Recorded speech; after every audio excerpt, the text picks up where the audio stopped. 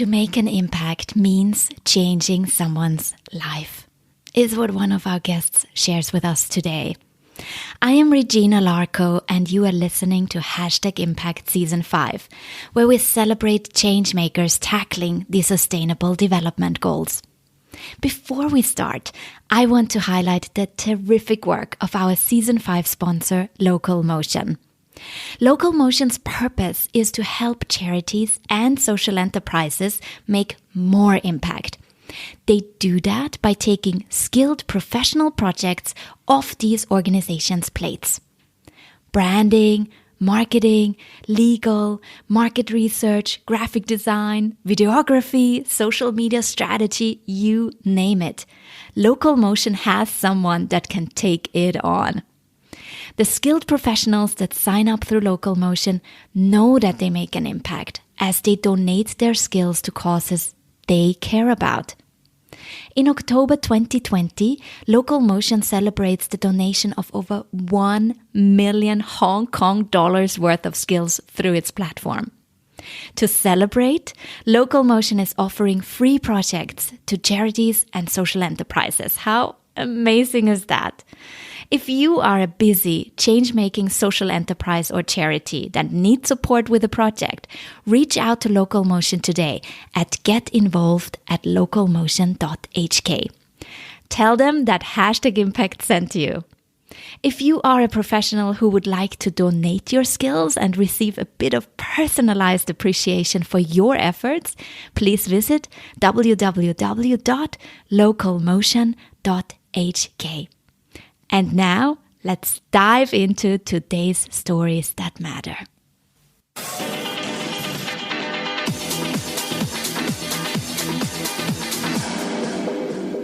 Our first story comes from Alia Aris, the CEO of Mother's Choice, an organization that focuses on giving young pregnant women and children without families access to better lives. Join us as she shares the inspiring founding story of Mother's Choice and lets us in on how they pivoted as the COVID-19 pandemic hit Hong Kong in early 2020. Connect with Mother's Choice at motherschoice.org.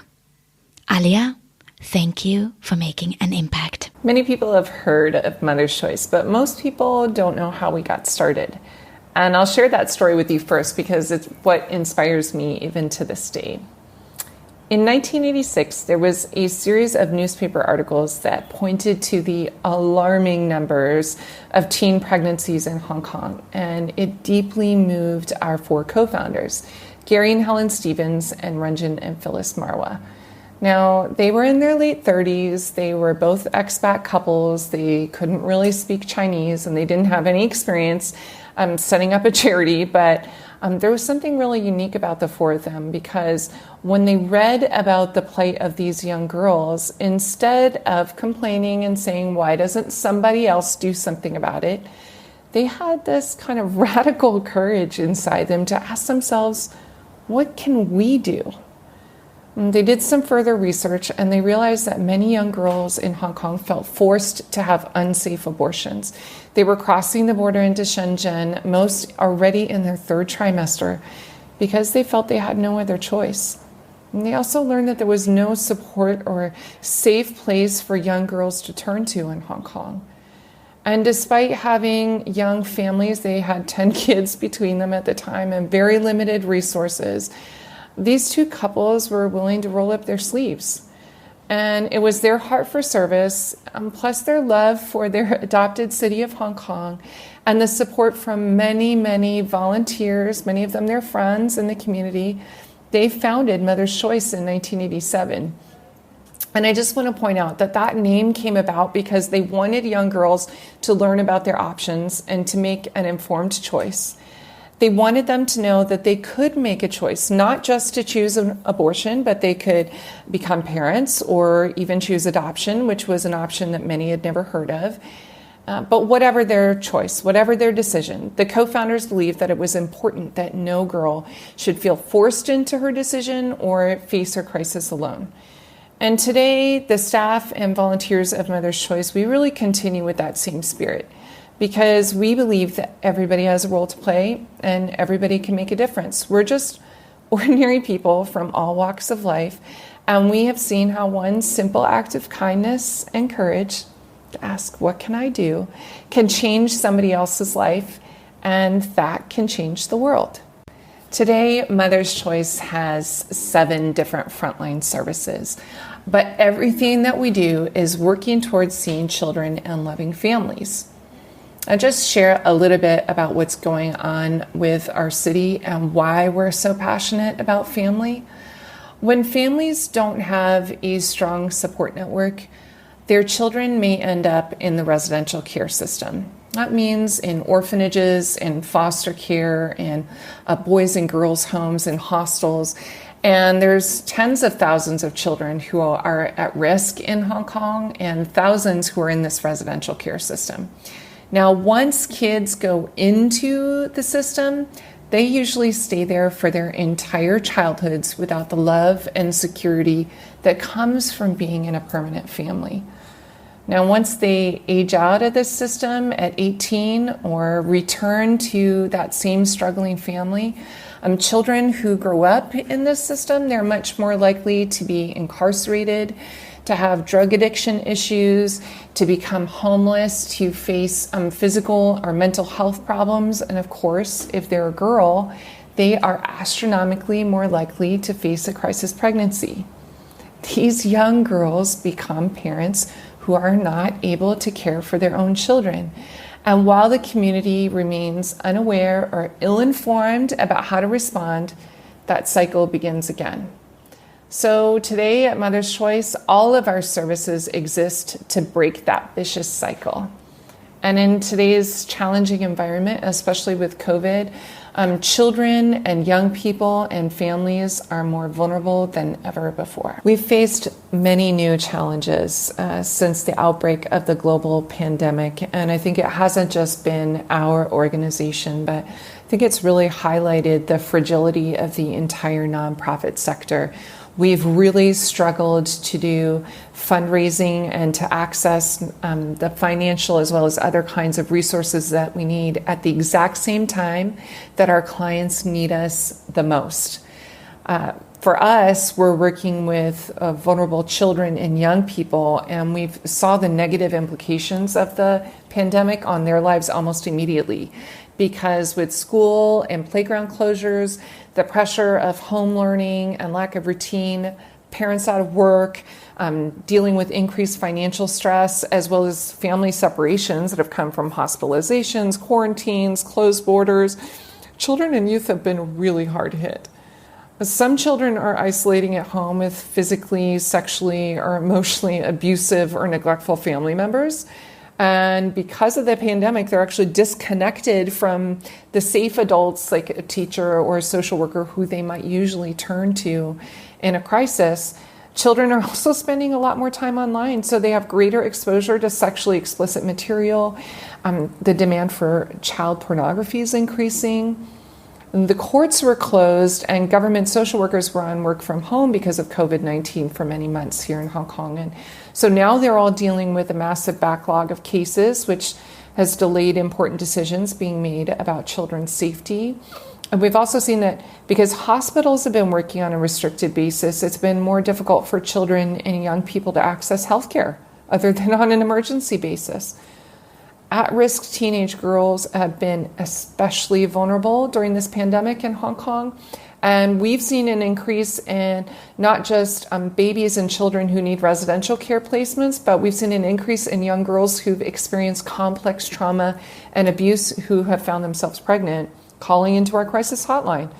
And so we know that Hong Kong needs us more than ever, and we're going to have to change how we operate. There are 3 key areas where Mother's Choice has had to make significant changes because of COVID-19. And although I think it's been absolutely critical for us to do this to navigate this season of a global health crisis, but I think some of these changes will become permanent in the post-pandemic world and will be critical for us to really propel into the future. The first area where COVID-19 has really forced us to change the way that we think and act is around fundraising. Over our 3 decades of history and without an endowment fund, we've been largely reliant on a single in-person gala dinner style event to keep our doors open every year. That means we are totally reliant on one evening to raise over a third of our annual operating expenses. That's a really tough position to be in, and I think it is highly possible that we will not be able to host large-scale ballroom-style events again in the future. So I don't think it is a bad thing for us to start looking for a more sustainable form of fundraising.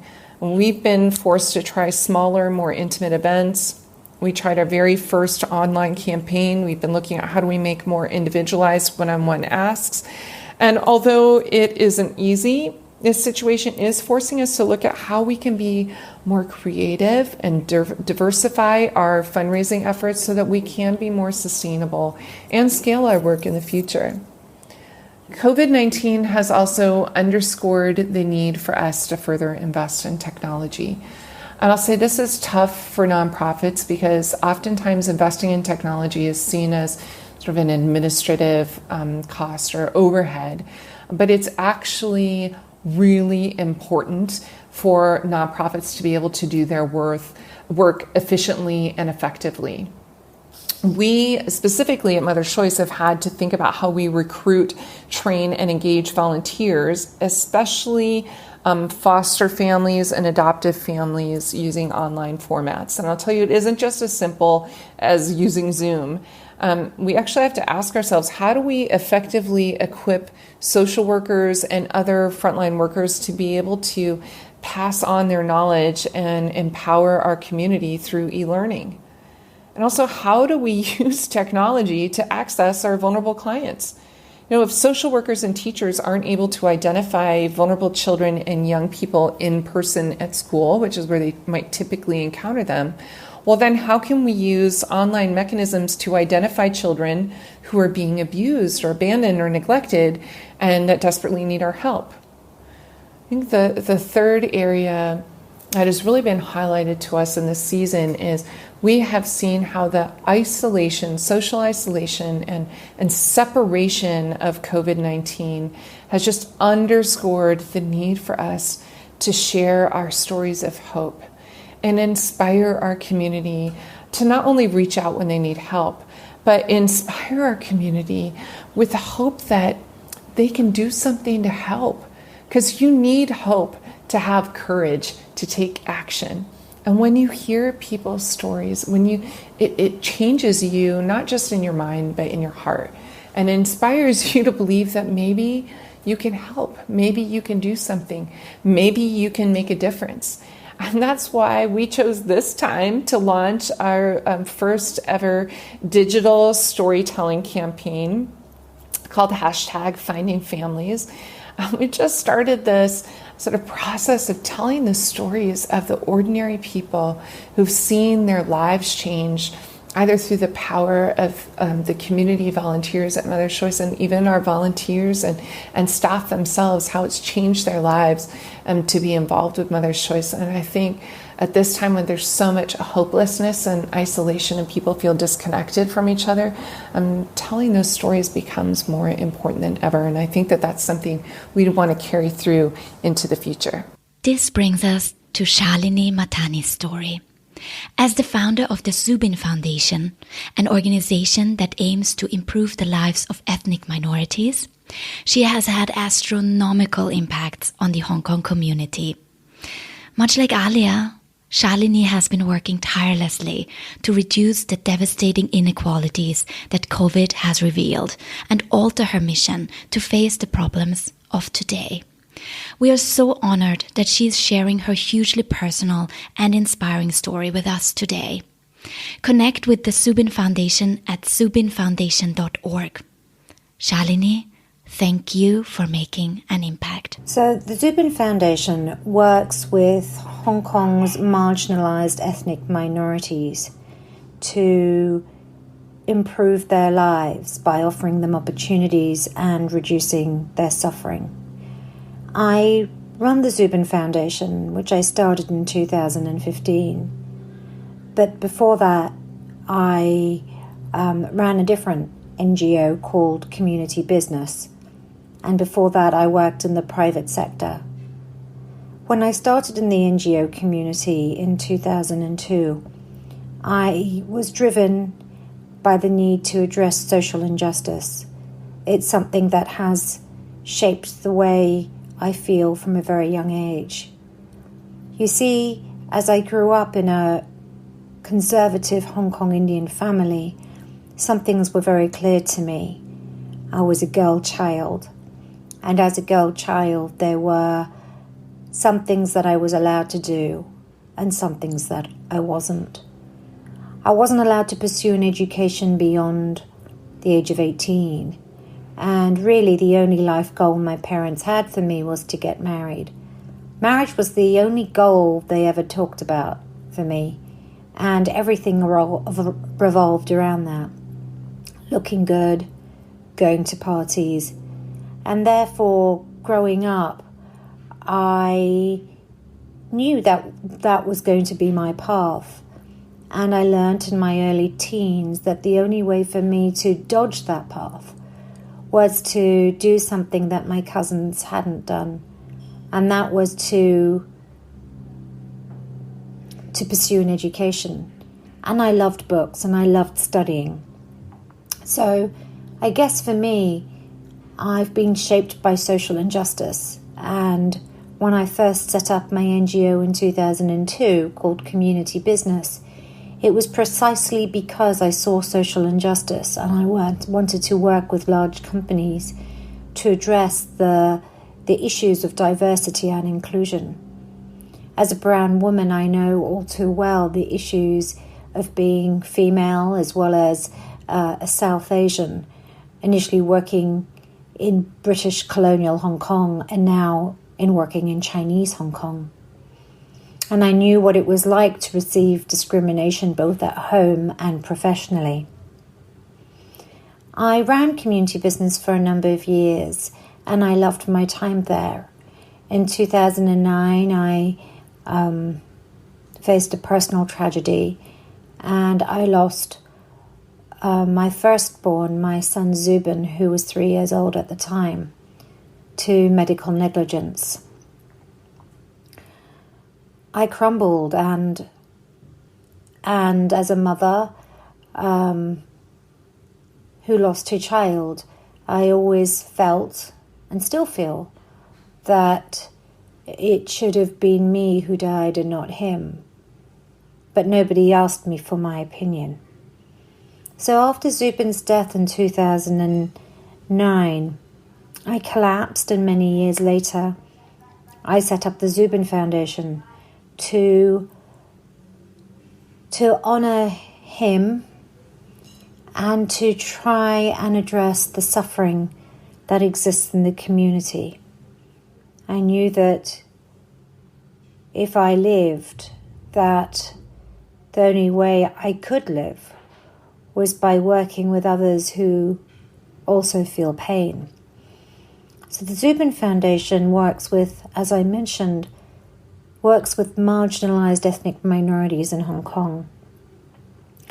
What are my main goals? My main goal is to give every ethnic minority in Hong Kong hope, to help girls who want to be educated, girls who want to talk and have no one to talk to help children who are special needs children who are not Cantonese speakers in Cantonese-speaking schools.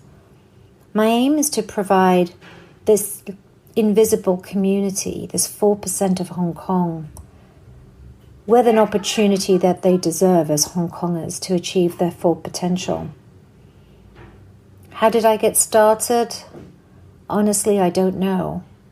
As a victim of mental health depression myself, sometimes as I look back at things, I don't clearly remember everything. And I think with the Zubin Foundation, when Zubin died, many people donated to a trust that a very good friend of mine had set up. And that trust was called the Zubin Matani Gidumul Foundation I think it was called, had trust at the end, and people had donated to that. And that money sat in a trust for many years until the friend of mine who set it up said to me that we had to start using that money for good. And that's when I set up the Zubin Foundation. The community I work with represents 4% of the population, and 1 in 4 live in poverty, which means less than a household income of 15,000 Hong Kong dollars a month for a family of 3. Now, these families, the poorest in the ethnic minority community, are mostly ethnic Indians, ethnic Pakistanis, ethnic Nepalese, Filipinos, Thais and Indonesians. Many of them have lived in Hong Kong for generations, and this is their home. Now, as I mentioned, 1 in 4 live in poverty, and in some of the populations, for example, the Hong Kong Pakistani populations, it's 1 in 2. This population, a lot of them have been called the working poor because they work in elementary jobs that require manual work, security guards, and these are individuals who are amongst the lowest paid.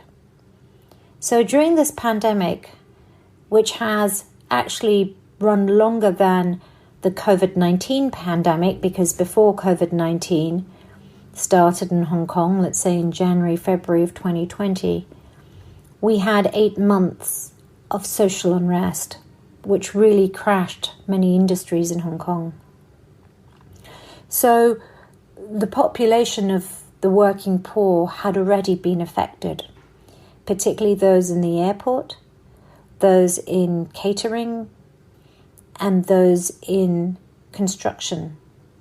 Now, many of these individuals have now lost their jobs, and so the Zubin Foundation, in addition to the work we do around getting people jobs and helping women and girls, helping to enhance representation in public policy and mental health, one of the things that we've started to do is care boxes, and that is simply putting food on the table of households. Now, pre-April of 2020, if you'd asked me if we'd ever do care boxes, I would have probably laughed and said, no way. But in April, we started to see a massive increase in calls from women on our Call Mira helpline, which is the only helpline for women and girls in crises. We started to hear women ask for money to put food on the table for their children. And on our project called Opportunity Bank, we had over 400 applicants for a job to make masks in a mask factory. Over 400 applicants. And it became apparent to me that the poverty in this community had suddenly worsened. So we started giving food bags called care boxes. So when you look at the Maslow hierarchy of needs, at the very bottom you have shelter and food and water. And yes, that is what we have started to do, work on the most basic needs of human beings. We've also seen an upsurge in mental health in the community, with a large number of individuals wanting to see a mental health counsellor. These are individuals who have been at home for months on end since COVID began, and we've seen domestic violence go up, child abuse go up. That combined with hunger and family members, many family members, being stuck at home. So yes, we've made changes. We have pivoted to provide our support groups, not in person and not in groups, but one-on-one on phones. We've started to give food. We've increased our mental health support. And we are now looking at addressing the very specific needs of women and girls, because so often in my community, In our community as South Asian women, we are forgotten, and so many of the girls that we are receiving calls from are talking about being forced to marry. And although this is something they have always known, forced marriage has always been on the cards and has always been their destiny, they have been able to negotiate to finish their education first. And with COVID, the space for negotiation has gone, and girls are being forced to marry even younger. What will happen in the post-pandemic world? I think that the world will be a different place. Certainly when I think about the Zubin Foundation, much of our direct work had always been done through other community centres, had been done through schools and community centres, and so our space is tiny, our physical space is tiny.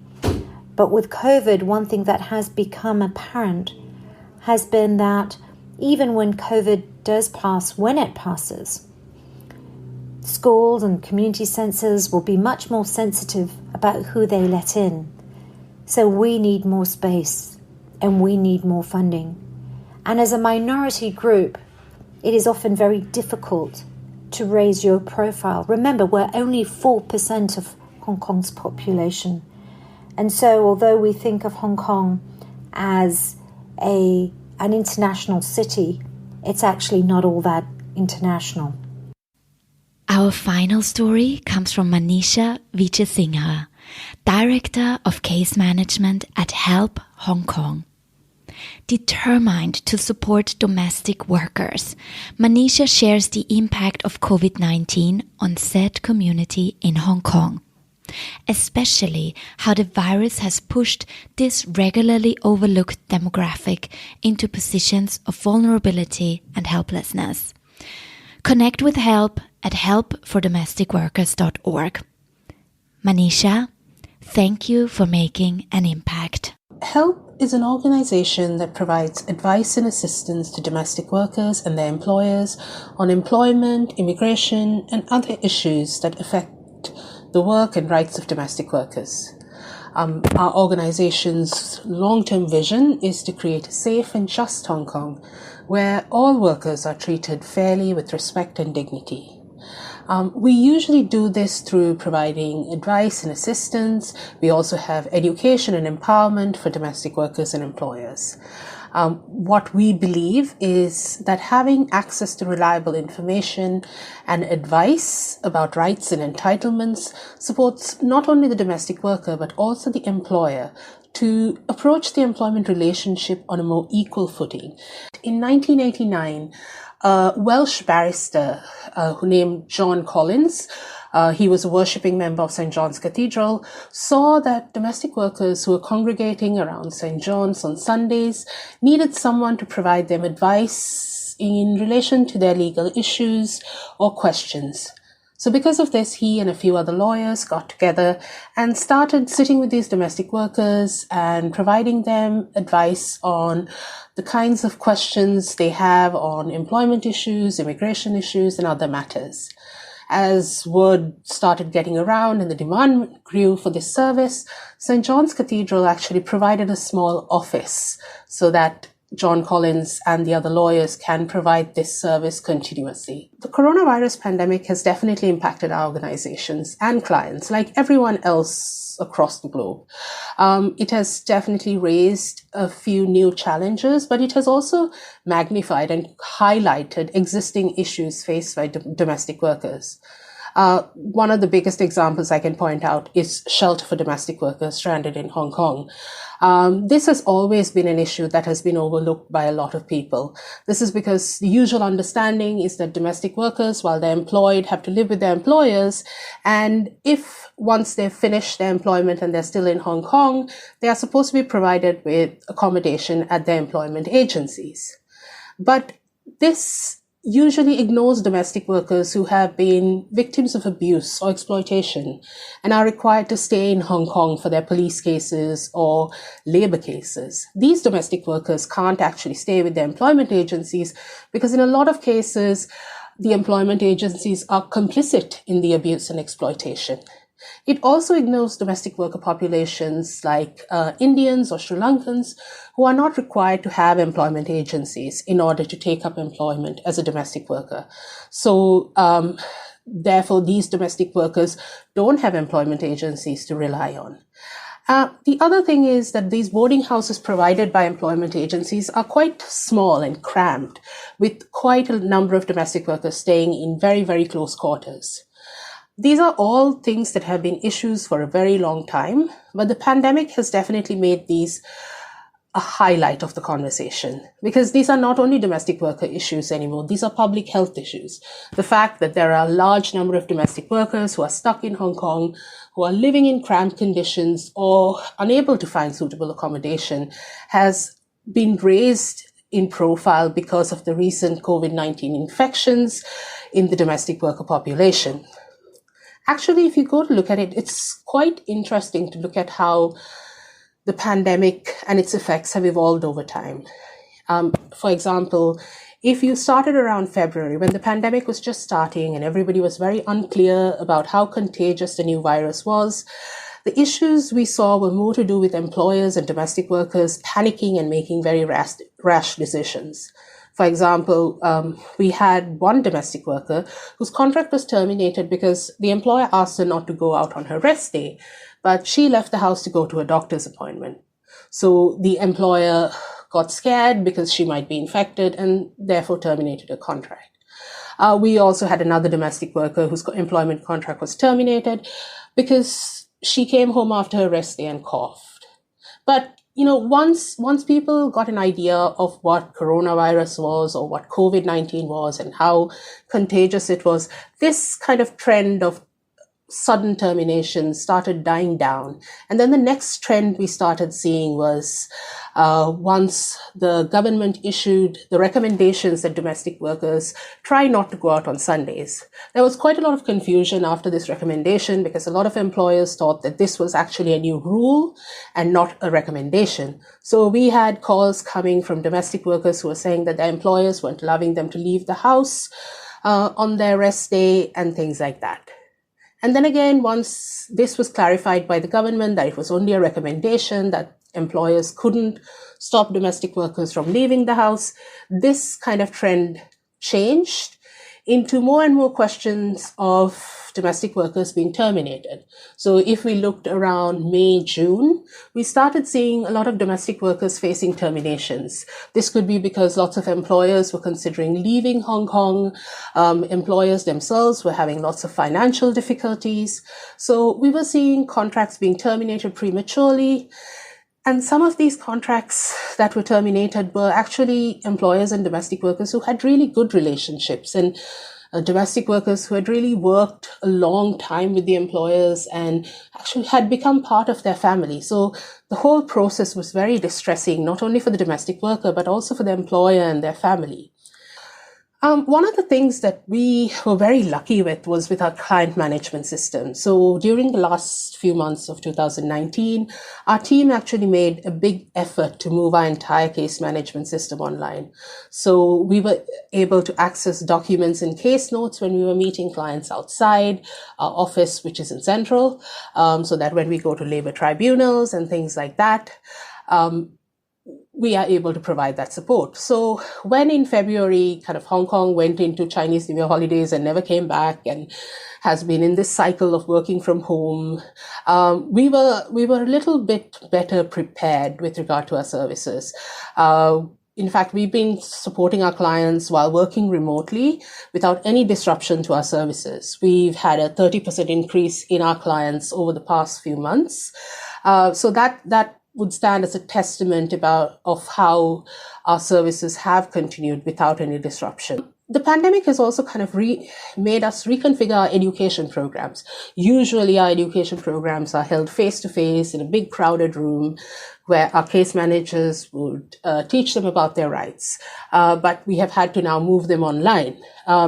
Actually, during the past couple of weeks, we have been developing a few webinars on employment rights for domestic workers and employers, and we're hoping to release them actually in September. One of the positive things, again, as I said, moving these education programs online is that domestic workers who before had to use their one and only holiday to come for the training program is able to access the webinars at a time that's convenient for them once they finish their work in the evenings. During the time that they're resting, they can look at the webinars and learn while they're taking a break. And the other thing is, again, if they forget what has been taught or if they want to refresh themselves, they can go back to watch these webinars and learn. So definitely, I think we'll be expanding our online services because we've seen that it has been beneficial for the community and it has been well received by the community. So it'll definitely be something that we take into our permanent work model. 2020 has been anything but easy. But hearing how these three organizations have pivoted over the past month, moving services and support online, reaching even more beneficiaries, how they stayed creative to find new ways to fundraise, and how they listened to their community and adjusted their services to support them with what they truly need, it is so inspiring to us. Seeing the silver linings, making the best of a challenging situation, these change makers are truly making an impact, and we encourage you to reach out to them if you want to get involved, support their causes too. What does making an impact mean to them? Who inspires them in the way they tackle the Sustainable Development Goals? And what could everyone do right now to make the world a better place? Let's hear from them. Alia, let's start with you. To me, making an impact means giving someone hope and seeing their whole life story change. There are over 100 youth volunteers at Mother's Choice, and those young people are the ones who inspire me in how they are tackling the Sustainable Development Goals and giving their time, their energy, and their ideas to see our city transformed. I think one thing that everyone can do to make the world a better place right now is to volunteer at an organization that serves the vulnerable in your own local community. Let's hear from Shalini now. To make an impact on me means changing someone's life. And it actually doesn't matter how you change it, as long as you change it for the better. Have you put a meal on someone's table? Have you listened to a woman after she's been raped and heard her cry? Have you helped a family turned down by schools because they have a special needs child? Have you sat with them and helped them? But I think that the one person who inspires me most is Melinda Gates from the Bill and Melinda Gates Foundation.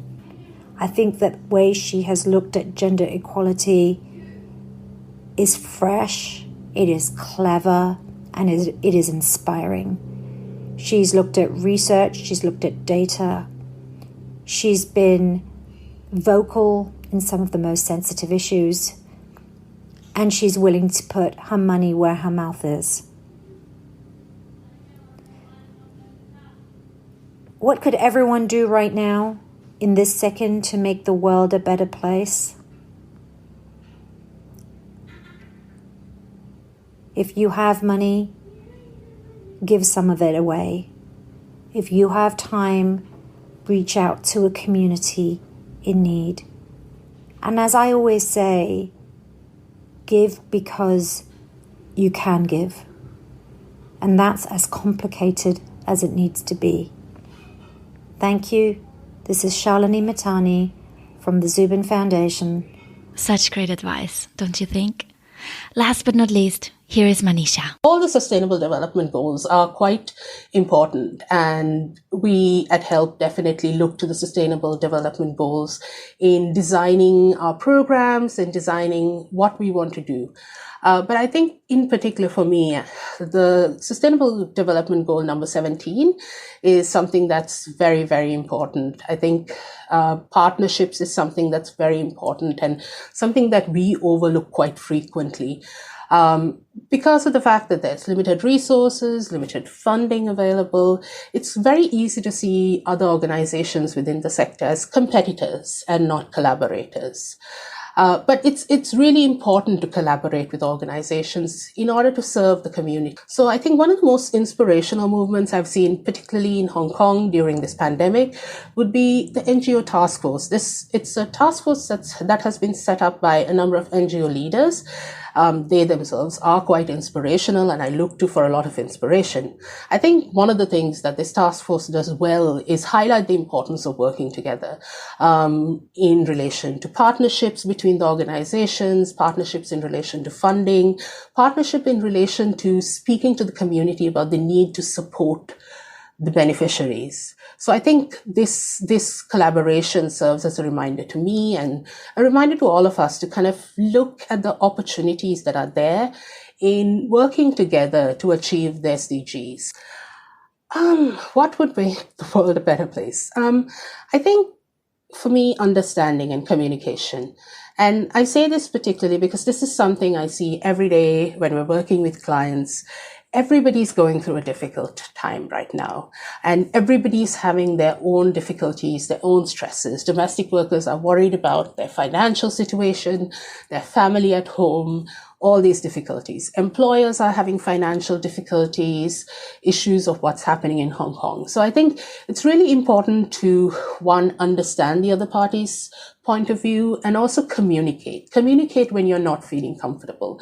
Communicate when you want to say something, when you want to advocate for yourself. And I think it does go a long way to resolving a lot of problems. It may not solve all the problems, but definitely I think looking at the cases, looking at the clients that we serve every day, it does go a long way to resolving problems. So definitely I think making the world a better place, understanding and communication would be very important.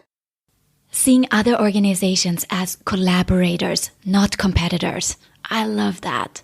To tackle the Sustainable Development Goals, collaboration is needed today more than ever, especially as we all face new challenges, coping with the pandemic, seeing everyone, but especially the most vulnerable groups being impacted immensely. We are impressed how these three women show up for their communities every single day. We know all too well that it can feel lonely to be a change maker, to challenge the status quo, to have the courage to keep going, to believe that you, one ordinary person, can make an impact. But you do. You are making a difference in your own ways, and we'd love to hear how.